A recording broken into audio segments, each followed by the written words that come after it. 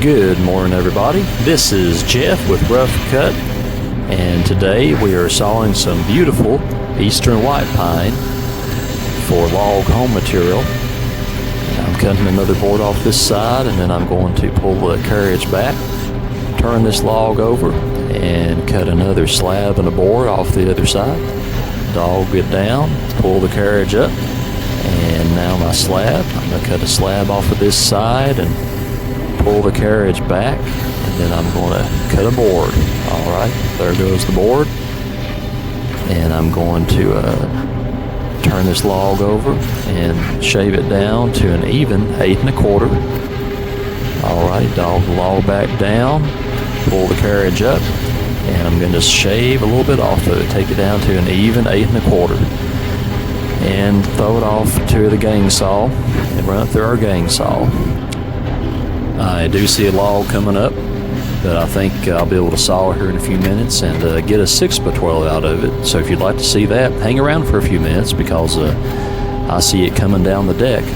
And I should be able to get a 6x12 timber for a log home piece. So hang around, watch that if you'd like. Otherwise, give me a thumbs up if you like what you see, and comment below any kind of questions or comment that you may have about this video or the sawmill life in general. We are a new channel, and I'd like to continue to bring you some content regarding sawmill and this type of lifestyle. So if you like what you see, let me know. Leave a comment below. I'm going to get off of here now, and y'all can watch us saw a handful of logs. Thank you for coming along with us today, and we will talk to you soon. See ya.